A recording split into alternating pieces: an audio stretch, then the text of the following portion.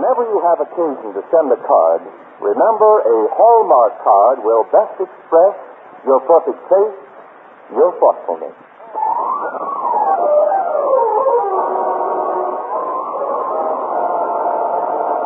The Hallmark Charlotte Greenwood Show. And here she is, that lovable lady of stage, screen, and radio, Charlotte Greenwood.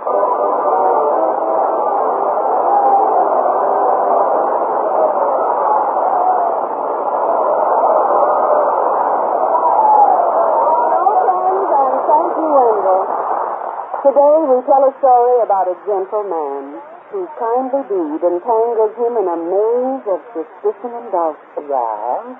But you know, I could have explained everything, but nobody gave me a chance to say what I wanted to. I can understand that, Sylvester. I've been in the same boat. Doesn't seem possible. What didn't anybody give you a chance to say, Mrs. Greenwood? I do. And it isn't Mrs. Greenwood, it's Miss Greenwood. I'm sorry. You're sorry.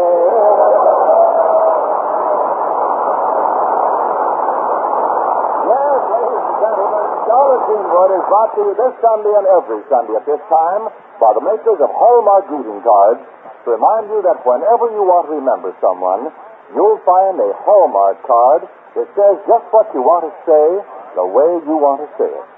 So when you choose a card, look on the back for the 3 identifying words, a Hallmark card. Yes, don't forget, a Hallmark card will best express your perfect taste, your thoughtfulness.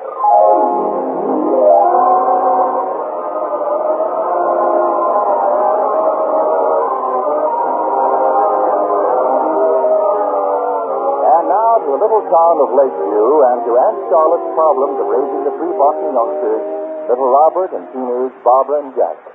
Robert is sprawled out on the living room floor, removing greeting cards from their envelopes with one hand and busily attempting to glue them in his scrapbook with the other, while Aunt Charlotte looks on. Robert is saying, Look there, Charlotte. Look at this car with down duck on it. I can do a takeoff on him. Now, go on.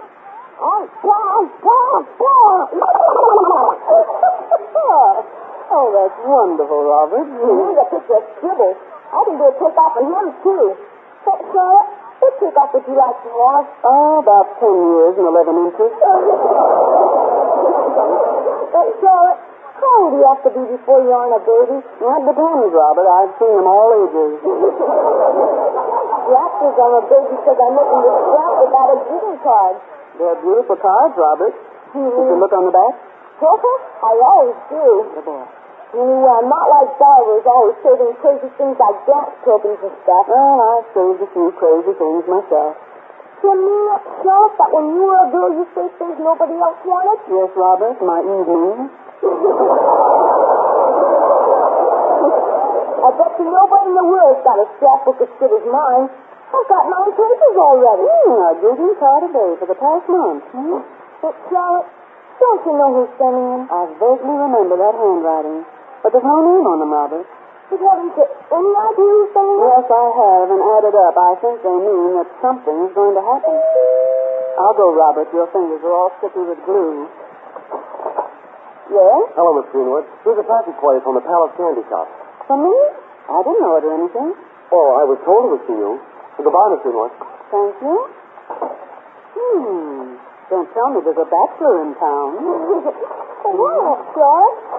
Well, it's candy, but it's the first time in years that anybody ever sent me chocolates. How do I rate 4 boxes? I'll get it, Robert. Your fingers are still all glue. Hello? Hello, Miss Greenwood. This is Bessie Simpson. I'm Miss Greenwood. Well, not yet, Gertrude. Any message? Yes, I mean, you can tell him from me that if I have to go through what I promised, I mean, really, Miss Greenwood, if you expect me to, they'll have to do what he promised. But I mean, if you really have to, I mean, really will. Yes. Well, I don't think I quite understand, Gertrude. But Jack will. I mean, really good. I mean, really going. I mean, bye. Bye. The more meaning she does, the less meaning she makes. Now, let's see. Now, she won't do what he really promised. What I mean is he won't if she doesn't. And, oh, my, they say it's hard to understand a sergeant. Hi there, George. How's my Judy Cutie? Now, how can you make a Judy Cutie out of a lean bean? Oh, Jack, Gertrude Gleason just called. Oh, gosh, what did she say? Well, I really mean I don't know. I really don't know. But she said you'd understand. Oh, sure. Aunt Charlotte, there's liable to be a lot of phone calls. Hey, Robert, get out of my chocolate. Your chocolate? Out. For a moment I was thinking, no, dreaming. They were for me. Chocolate. Phone calls. Hey, Jack, what is this all about? Well, the kids at high school are going to elect the student body president. I've been nominated, so I'm running. Well, you're always running for something, so why not? What are 4 pounds of chocolates? What are they, a handicap or ballast? Well, everybody says Henry Ferguson, our football captain, is a chance to be elected president. So I'm going to do a little campaigning for myself. Now, you aren't trying to swing an election with chocolates for dates. Now, Jack. No, nothing as corny as that. I'm just going to play safe, see? I promised a box of chocolates to Gertrude if she can wangle a date with Bud Smith. He carries a lot of weight around the school. Oh, you know how it is, Aunt Charlotte. It's a good policy to be smart. Honesty is a good policy, too, son. Yeah.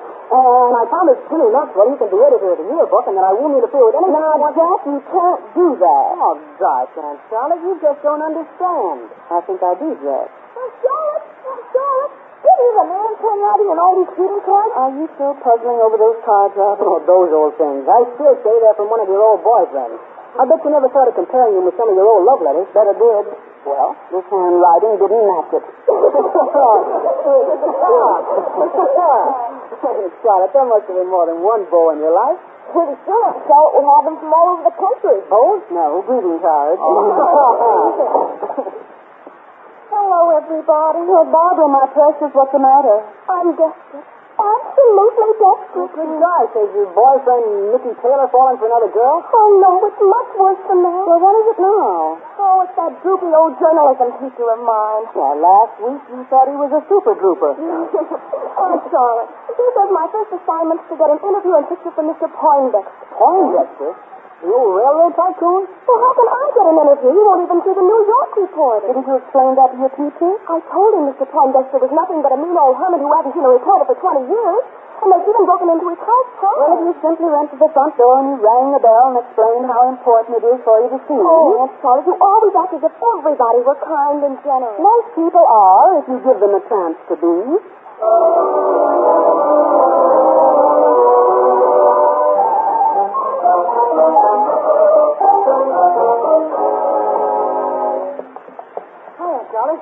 How's my great, big, beautiful girl? Two, none two, and no more. What do you mean, two, none, two, and no more? Too big, none too beautiful, and no more girls. Jack, you had a phone call while you were out. Oh, gosh, it wasn't somebody backing out of my campaign, was it? It was your big football hero, Hank Ferguson. Well, what's he want? For me to give up even before election? It seems Hank's in a tight spot and he needs your help, Jack. My help? When he's practically got the election cinched. Now, the first football game of the season is next Saturday. You have an examination in history on Wednesday. Yeah, sure, Well, Hank won't be able to play in that game unless he passes that examination.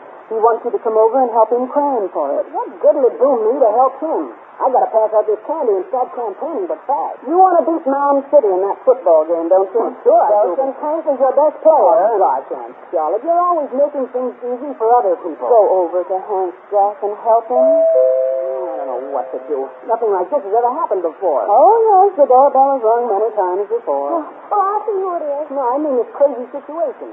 Here I'm being asked to help the very guy I'm trying to be. Aunt Charlotte, come quick. I think this is it. You think what is what? It's a strange man, and he wants to see you. You're right, Jack. Nothing like this has ever happened before. Well. Oh, I thought it was you. Hello there. Hello there, Sylvester. Now, where did you drop in from? The Comfort Maine. Remember Miss Greenwood? Of course. Children, come here and meet the man who sent the greeting card, Sylvester Adams. This is Barbara. Hello. Barbara? Yes. Hi, Sylvester. And Robert Barton. Oh. Oh, my, how you children have grown. Now, Sylvester, you've never seen them before. Well, it doesn't mean they haven't grown.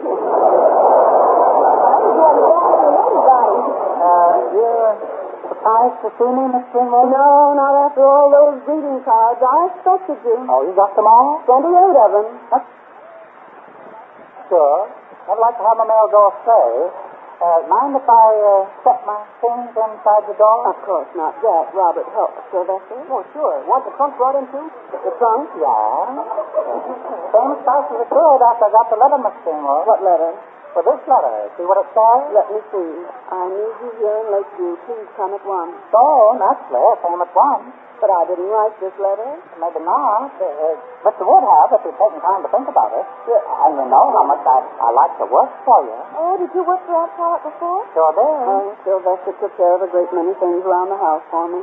And best handyman she ever had. Is that right? That's right, Sylvester.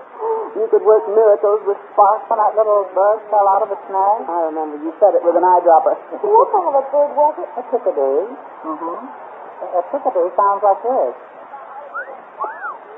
That sounds more like Hollywood and Vine. You know, Sylvester, you were a wonderful mother to that bird. Even taught us to fly, remember? It took quite a while, though. Oh, well, that was because you couldn't fly yourself. Well, like I was telling you, Miss Greenwood, one night I found myself thinking about you here alone in Lakeview, taking care of 3 children, and I said to myself, I said, Sylvester, Miss Greenwood was always mighty good to you, and now she needs you. Yeah, she needs you more than 7 years before. So I sat down and wrote that letter. You're the same old Sylvester. You haven't changed a bit. So here I am, Miss Greenwood, right anxious to work for you again. Well, that's wonderful, Sylvester, but you haven't explained about your barber shop. Have you just locked it up and gone away? Oh, that's a story that's full of chapters, Miss Greenwood. I haven't time to tell it all now. Oh, I know. It isn't the time it takes to tell. It's the time it takes you to get around to telling it. Maybe so, but now, Miss Greenwood, if you tell me where I can put my things, I'll settle in and start working. Well, there's a very comfortable room and bath over the garage. Oh, suits me fine, Miss Greenwood. I don't like to be underfoot too much. Children, help Sylvester. Now, Jack, if you just hoist up one end of the trunk, huh? Okay. And Barbara, that satchel isn't very heavy. I want to help you. Let me help. All right, Robert. Now, you can carry in the basket of seashells. Oh, boy. You got seashells? Yes. I'll say, all men have a hobby. Whatever it may be, they go about collecting things that no one else can see. They pick up old and precious things of ancient pedigree. If that's the case, then tell me why no man collected me. Come on, children. Jack, just a moment. Yes, Aunt Charlotte? As soon as you get Sylvester settled, will you go over and help Hank Ferguson with his history? Oh, gosh, Aunt Charlotte, what about my campaign? How can I expect to get elected president of the student body if I don't campaign? Think it over, Jack. Oh, all right, Aunt Charlotte. Hello? Miss Greenwood? Yes? This is Eddie Scott of the Lakeview National Bank. Oh, yes. How are you, Mr. Scott? Something wrong about the Barton estate? No, Miss Greenwood. A very peculiar inquiry has come to the bank from the concert name The concert? about a man named Sylvester Adams. You know him? Yes. You happen to know where he is? Yes, he's here. He just arrived this afternoon. Oh, well then, Miss Greenwood, it's imperative that I talk to you right away. About Sylvester Adams? Yes. Well, what do you want to know about him? Well, I'd rather not say over the telephone, Miss Greenwood.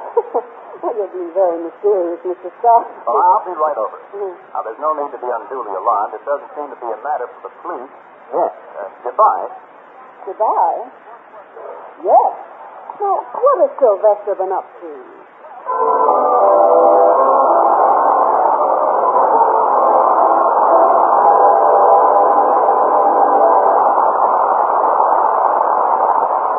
Somehow, we always think of June as being the month for weddings.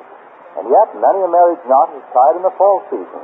This year especially, now that more and more bridegrooms-to-be are returning from overseas. Chances are wedding bells will soon be ringing for a young couple you know. And a thoughtful way to remember them is to send a beautiful wedding card. Among the many fine cards at your Hallmark dealers, it takes but a moment to choose one with the very thought you'd like to convey. A distinctive, socially correct card that says just what you want to say the way you want to say it. And remember, this is a season for anniversaries, too. And whether your married friends are serious-minded or gay in temperament, your Hallmark anniversary card can say congratulations with quiet charm or with smiling wit and humor. Yes, there's an appropriate Hallmark card for remembering your friends on their wedding days anniversaries, birthdays, and every occasion. Make your choice this week at your Hallmark dealers. Hallmark cards are on display at America's finest stores. You see, a Hallmark card will best express your perfect taste, your thoughtfulness.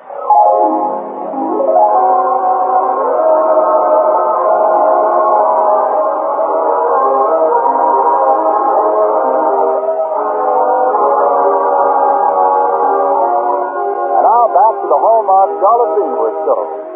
Sylvester Adams, a man who had worked for Aunt Charlotte several times before, has dropped in at Lakeview to help her with the family. The children are already devoted to him. No sooner did he arrive than the bank called up to investigate him. Aunt Charlotte is uneasy as she waits for Mr. Scott, who's coming to the house to further question him. Good afternoon, Mr. Scott. How do you do, Miss Greenwood? I'm sorry to have to bother you. Oh, not at all. Come in, please. As I told you over the telephone... You sounded quite upset. Well, frankly, Miss Greenwood, I am upset and completely baffled. You say you know this Sylvester Adams? Yes, he just dropped in. The boy up in Maine? Quite a drop, isn't it? But seriously, Miss Greenwood, you say you've known this man for some time. Exactly how long? Oh, over 20 years ago. I met him in Boston at the Princess Theater. He was the doorman. Did you say he worked for you? Oh, yes, he was butler, chauffeur, secretary, and handyman for 2 years. And one day he went away. Oh? Where'd he go? I never asked him.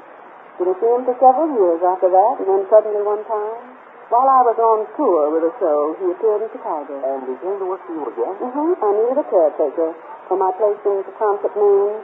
Sylvester has a way of appearing when I need him and then sort of disappearing when I don't need him any longer. Well, in other words, Miss Greenwood, he is an eccentric character. Sylvester's very kind and gentle and humble, but slightly impractical. But I don't find these characteristics eccentric. Well, possibly, Miss Greenwood, but is this man trustworthy? Oh, to the limit, Mr. Scott. But why are you questioning me about Sylvester? What has he done that could possibly interest you or your bank? Oh, I understand that this Sylvester is also a barber. And a mechanic and a gardener and a cook. He bakes the best lemon meringue pie you ever ate. Well, that's very interesting, but did you ever lend him any money? Oh, yes. Sylvester decided one day that he wanted a barber shop, and I loaned him $500 to buy it. Well, I dare say he's never paid you back. On the contrary, Mr. Scott, Sylvester not only paid me back, but made me a partner in his barber shop. It was a profitable deal, Mr. Scott. Well, that's exactly it. He was very successful. He could have expanded, branched out, and made himself well off. Well, perhaps, Mr. Scott, if you start at the beginning... Well, this afternoon I received a letter from the bank in Tecumseh, Maine. They'd heard Sylvester was headed this way and that he knew you. They've asked me to investigate. Investigate what, Mr. Scott? What is it that Sylvester's done that seems to have upset 2 banks? Well, a month ago, now this is difficult to believe, Miss Greenwood, but I can vouch for the fact. A month ago, this Sylvester Adams gave his barber shop away. Gave it away, Miss Greenwood. Oh. So that's what he's done. Lock, stock, and barrel. Well, did he owe any money to the bank in Tecumseh? Not a cent. But when the new owner, who had no money, came to the bank to have the deed put in escrow... Oh, I see. There was no bill of sale, and so the bank became suspicious. Exactly. Now, people don't give away a profitable business, Miss Greenwood, not unless they have a pretty definite reason for doing it. No, but I'm sure that Sylvester had a definite reason. But, Miss Greenwood, people simply don't do things like that. Mr. Scott, Sylvester's done something generous and kind for someone, and right away he becomes a suspect. Why should it be thought incredible for a man to give what he likes to his neighbor? If that charitable act enables his neighbor to dispense with charity, and why should it be incredible for him to come a great distance to remember me, his friend? Are these the traits of a suspicious character? But Miss Greenwood, Don't look so puzzled. Sit down, Mr. Scott, and I'll make us a nice cup of cocoa. It's warm. It might help.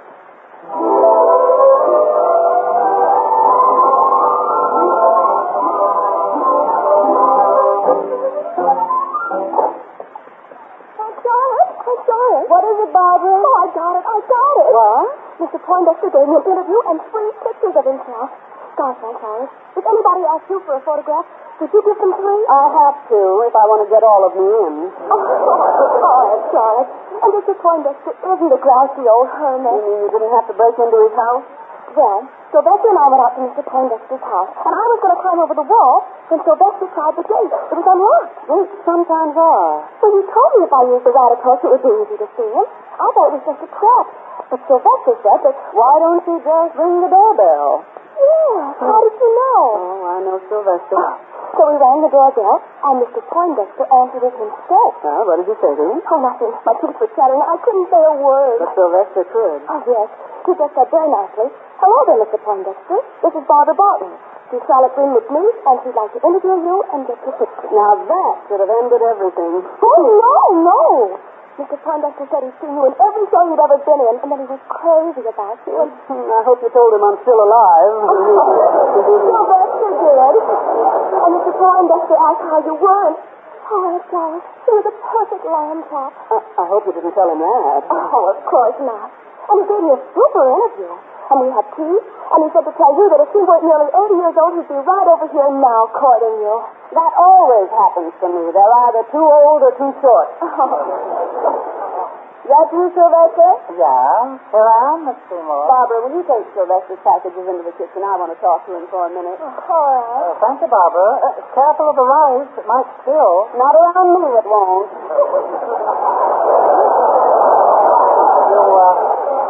You wanted to talk to me, Miss Seymour? Yes. Sylvester, now I'm right back where I started from. What has become of your barber shop? Well, it's like this, Miss Greenwood. Cutting hair, you get to know people. I thought so. I knew everybody for concert. Yes. Sylvester, what did you do with the barber shop? Well, one night while I was closing off, I saw a man looking in the window. Just saw the man, Miss Greenwood, looking in. Kind of a sad, hungry look in his eyes. His clothes weren't very good, Miss Greenwood. Yes, Sylvester. Then a pretty young woman came and stood beside the man. Then two little boys, the towheads, Miss Greenwood. And they all just stood there, looking in the window, looking at the fine barber chairs, the mirrors, and all the beautiful bottles that were full of nice things to smell. Made me feel sad, Miss Greenwood. Seeing them all looking in so hungry like. I could see the whole story in his eyes. Of course, Sylvester. I knew him. He was a barber, a friend of mine. I knew he'd been out of work, and that for a while he'd had a hard time. As he stood there, his face lit up, like he was dreaming. Of someday owning a barber shop like yours. That's right, Miss Greenwood. So you went outside and you said to the man, "You don't have to dream anymore." So how'd you know, Miss Greenwood? I know you, Sylvester. Well, it was knowing you, Miss Greenwood. I just said to myself, now what did Miss Greenwood do for me? Well, what should I do for him? So I did it. I gave him my half interest in the barber shop. Yeah, I got him started, and then I came out here to see you about it. Well, I'm glad you did that, Sylvester. Yes, but, you and I were partners in that barber shop, Miss Greenwood. I know, Sylvester. But you've still got a half interest. I don't mind going out of business this way. Takes time to be a good lady, barber. You go back and work it out with your friend. Let him prove that he's worthy of your gift. Your success is the development of your own character. So give him the opportunity to develop his. Then he's earned his own success permanently. Will you do that? Yeah, that's why I came to Lakeview. See how you felt about it, and I'm much obliged to you for letting me stay a while. No, Sylvester. I'm much obliged to you.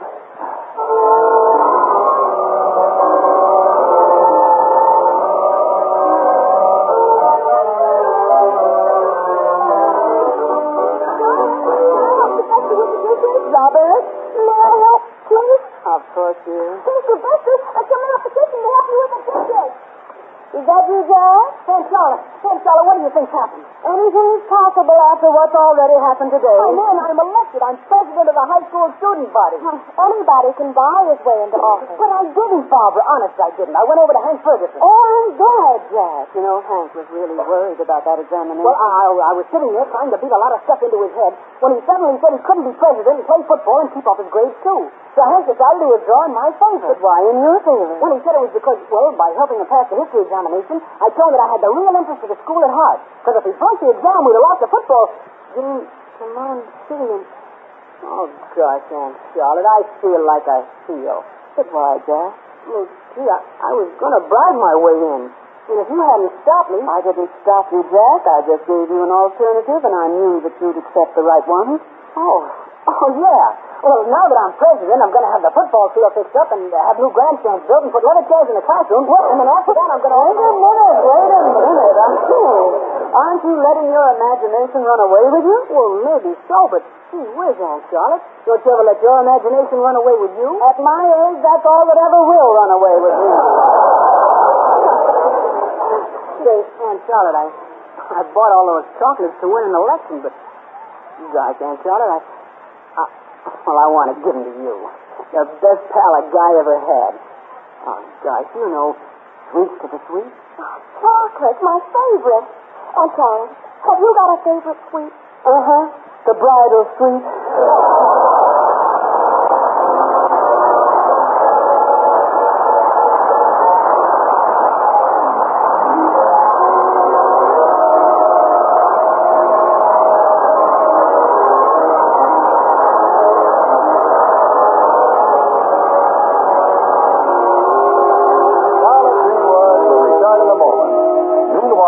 Remind you the next time you buy a card for any occasion to look on the back for the identifying words, a Hallmark card. Hallmark. A Hallmark card. Like sterling on silver, those three words are your assurance of finest quality. You see, it is quality that has maintained Hallmark leadership for more than 30 years. Because... That's why it's so important to look for the Hallmark name on the back of the card you buy. For always remember, a Hallmark card will best express your perfect taste, your thoughtfulness. And now, Charlotte Greenwood. Friends, I wonder if you've ever thought, I know I often do, the things we see in daily life would make a book or two. The doings of our families, the things our children say. Could be if we knew how to write a movie or a play. And yet these stories that we know are locked within the heart because we think we don't possess the writer's magic art. But friends, you know it doesn't take great talent, art, or skill. There is no longing in each heart that books can ever fill. For all the folks we know and love who are living far away are waiting eagerly to read the things we do and say. No book could mean so much to them as letters that we write. So let's take up our pens and send a card or note tonight.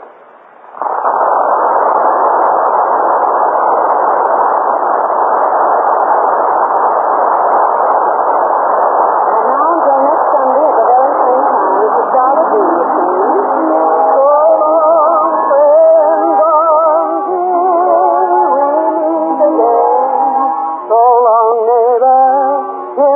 Sunday, I just say, oh, Lord, so long.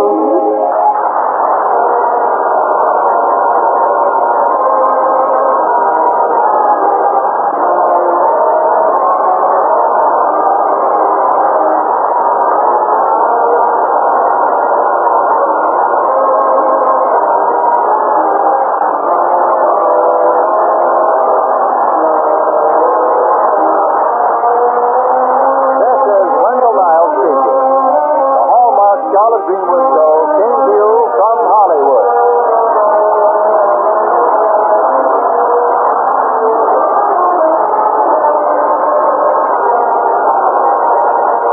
The Hallmark Charlotte Greenwood Show was written by Andrew French and High Alexander. The Barton children, Barbara, Robert, and Jack, were played by Barbara Eiler, Bobby Larson, and Edward Ryan. This is the American Broadcasting Company.